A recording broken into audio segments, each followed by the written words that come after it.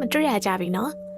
စမ်းချောင်းကနေအလုံးမရှိရဲ့ရှင်းချမ်းဆိုတဲ့ဂျပန်ဆိုင်လေးမှာဆူရှီသွားစားမလို့ပါရှင်မိုးဖွဲဖွဲလေးမှာတငယ်ချင်းလေးနဲ့တွေ့လို့နှုတ်ဆက်ခဲ့ပါတယ်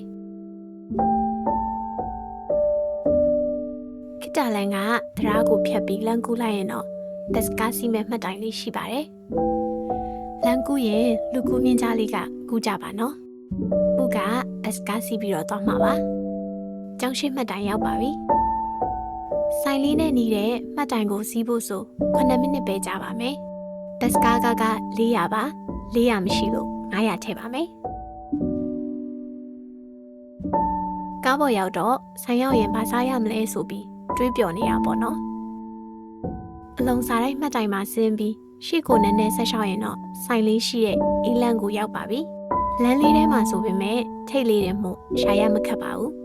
ဒီဆိုင်လေးမှာထူးခြားတဲ့ဂျပန်အစားအစာတွေအများကြီးရှိပါတယ်အဲ့မှာမှ special menu ကဂျပန်ပီဇာဆိုလို့အရန်စိတ်ဝင်စားပြီးမှာလိုက်ပါတယ် open kitchen လေးမို့ချက်ပြုတ်နေရလဲမြင်ရတယ်တန့်ရှင်တက်ရက်နေရောပဲမီနူးလေးတွေတက်ပုံရိုက်ပြီးတော့ဆိုင်လေးကိုလေ့လာကြည့်ပါမယ်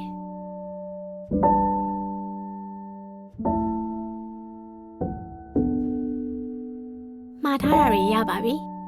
ရင်ညှိတုပ်ကလေးရဲ့ကနန်းစလက်ရဲ့ကတော့မပါမဖြစ်ပါရှောယူလေးကိုထည့်ဆူရှီလေးကိုယူတို့ပြီးတော့စားအရန်ကောင်းပါတယ်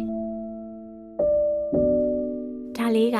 ချီစီဝါဆာဘီ fried potato ပါတဲ့သူကဝါဆာဘီနဲ့ cheese ရောထားတဲ့ sauce လေးနဲ့တို့စားရတာပါဒါက special menu ဂျပန်ပီဇာပါခောက်ဆွဲပါတာလေးမှာလိုက်ပါတယ်အသားတွေကတော့စိတ်ကြိုက်ရွေးလို့ရပါတယ်သူလေးကဂျပန်ဝက်စလက်ပါသူ့မှာပါတဲ့ kimchi ကကိုရီးယား kimchi တွေလိုအချင်းစူးတာမျိုးမဟုတ်ပါဘူးစားလို့ကောင်းပါတယ်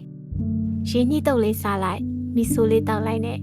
တာကီယာကီ chicken roll ထမင်းလိပ်လေးစားပြီးအဆုံးသတ်လိုက်ပါတယ်ဈေးတင်ပြီးရတာကောင်းတဲ့ဆိုင်လေးမို့ထန်းဆက်ဆိုင်ရှင်ကဂျပန်ယဉ်ကျေးမှုနဲ့အမှုပညာကိုနှစ်သက်တဲ့သူဆိုတာ decoration တွေကြည့်တာနဲ့သိနိုင်ပါတယ်အပေါ်ဓာတ်လေးလည်းရှိပါတယ်အပေါ်ဓာတ်မှာမိသားစုတွေအေးဆေးထိုင်စားလို့ရတဲ့စပွဲရှိလေးလည်းရှိပါတယ်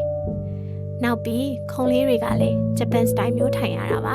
ဟိုကူဆိုင်ရဲ့ the great wave လေးနဲ့တပုတ်ရိုက်ခဲ့ပါတယ်အရန်ကောင်းတာလေးတွေစားပြီးပြီဆိုတော့နောက်တစ်ပတ်မှာ potato လေးဟင်းတွေပြန်ချက်ဖို့အားရရှိသွားပါပြီရှင်